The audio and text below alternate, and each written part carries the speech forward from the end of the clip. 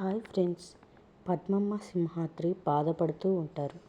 మన బిడ్డ కన్నవాళ్ళు వస్తే మనల్ని విడిచిపెట్టి పోతుందేమోనయ్యా అని పద్మమ్మ ఏడుస్తూ సింహాద్రికి చెబుతుంది.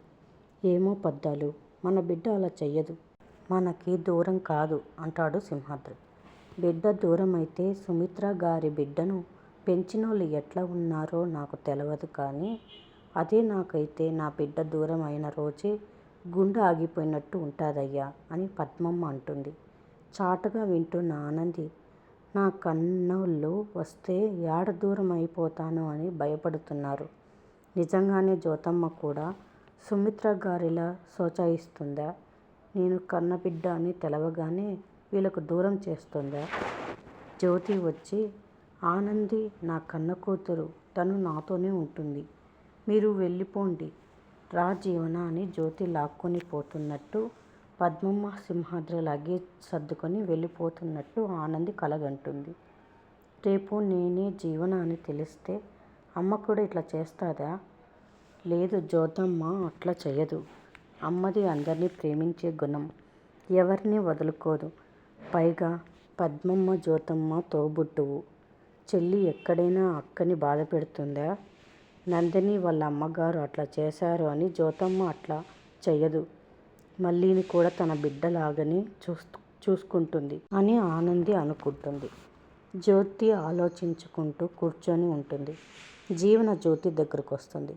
ఇప్పుడు నీ మనసు ఏం ఆలోచిస్తుందో నాకు తెలుసు అమ్మా. నాకు కూడా నందిని పరిస్థితి రాకూడదు అంటే నీ మనసులో ఉన్న ఆలోచనలన్నీ ముక్కలు చేయాలి. నువ్వు ఏదైనా నన్ను అడగడానికైనా భయపడేటట్టు చేయాలి. ఎందుకంటే నేను అసలైన జీవనను కాకపోయినా ఎప్పటికీ నేనే జీవనగా ఉండాలనుకుంటున్నా కాబట్టి. నేను పెద్దమ్మ కోసమో వంశీ కోసమో చేయట్లేదు. ఎవరు ఏమైనా పర్వాలేదు, నేను హ్యాపీగా ఉంటే చాలు. నేను ఏం చేసినా నా కోసమే చేసుకుంటాను అని మనసులో అనుకుంటుంది జీవన. అమ్మ, ఏం ఆలోచిస్తున్నావు అని అడుగుతుంది జీవన. ఏమీ లేదు జీవన అంటుంది జ్యోతి. రేపు నాకు కూడా అదే పరిస్థితి వస్తుందా అమ్మా అని అంటుంది జీవన.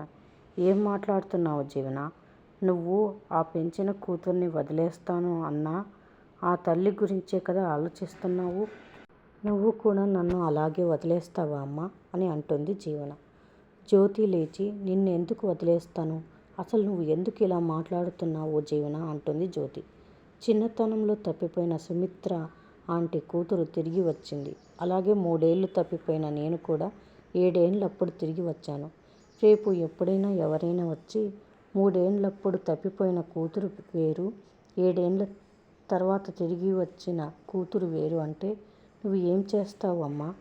పోనీ అలా జరగలేదనుకో, నీ అసలైన కూతుర్ని నేనే అని ఎవరైనా వస్తే అప్పుడు ఏం చేస్తావమ్మా? నన్ను ఇన్ని సంవత్సరాలు పెంచావు కదా, ఆ మమకారంతో నీ దగ్గర ఉండనిస్తావా, లేదా నందిని వాళ్ళ అమ్మలాగే నువ్వు దూరం పెడతావా? చెప్పు అమ్మా, నువ్వు ఏం చేస్తావు అని అడుగుతుంది జీవన.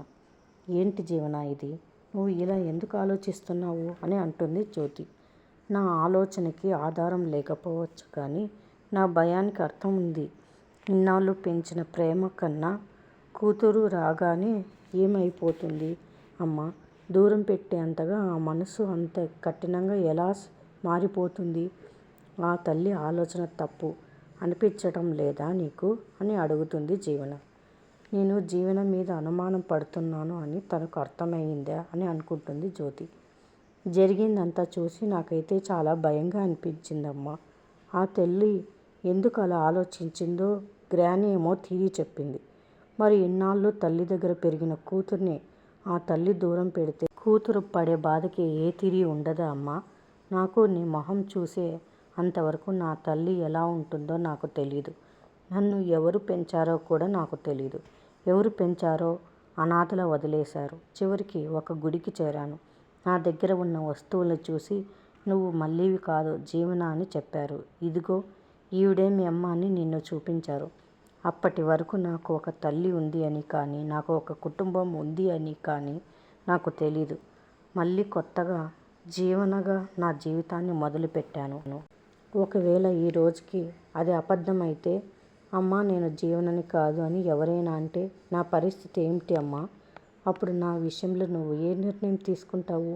15 ఏళ్ళు నువ్వు పెంచిన ప్రేమను పక్కన పెట్టి సుమిత్ర ఆంటీ నందినిని దూరం పెడతాను అన్నట్టు నువ్వు నన్ను దూరం పెడతావా? లేదా ఇప్పటిలాగే నీ ప్రేమను పంచుతావా? ఇవన్నీ కాకపోతే నీకు నాకు ఏ సంబంధం లేదని నన్ను మళ్ళీ అనాథలా వదిలేస్తావా? చెప్పు అమ్మా, ఏమీ చేస్తావు? కూతుర్లా చూస్తావా? అనాథలా వదిలేస్తావా? నిన్నే అమ్మా అడిగేది. స్టాప్ ఇట్ జీవన. జ్యోతి జీవన అంటున్న మాటలు వింటూ ఏడుస్తూ ఉంటుంది. సమస్య మనది కాదు, నందినిది. నందిని జీవితానికి నీ జీవితం దగ్గరగా ఉంది అని నువ్వు అనవసరమైన ఆలోచనలు పెట్టుకొని మనసుని పాడు చేసుకోవద్దు. జీవన ప్లీజ్, దీన్ని ఇక్కడితో వదిలేసేయ్ అని అక్కడి నుంచి వెళ్ళిపోతుంది జ్యోతి. నేను నీ నుంచి కోరుకున్న సమాధానం ఇది కాదమ్మా. నువ్వే నా కూతురివి, నువ్వే నా జీవనవి అని అంటావనుకున్నాను. ఒకవేళ నువ్వు నా జీవన కాకపోయినా ఇప్పటిలాగే అప్పుడు కూడా నీ మీద ప్రేమ అలాగే ఉంటుందని అంటావనుకున్నాను. అలా అనలేదు. అంటే రేపు నేను అసలైన జీవనని కాదు అని తెలిసిన రోజున నాది కూడా నందిని పరిస్థితే కదా. నేను చదువులో అయితే మొద్దునే కానీ ఇలాంటి చావు తెలివితేటల్లో ఆ కుట్టి కంటే మేధావిని. నీ మనసులో నా మీద అనుమానం ఉన్నంత వరకు పిన్ తీసేసిన బాంబు నీ చేతిలో పెట్టుకొని తిరుగుతున్నట్టే. నేనే పర్మనెంట్గా జీవనగా ఉండాలి అంటే అమ్మ మనసులో ఉన్న అనుమానాలన్నీ చంపేయాలి అని అనుకుంటుంది జీవన. మరిన్ని అప్డేట్స్ కోసం ప్లీజ్ సబ్స్క్రైబ్ చేయండి. Thanks for watching.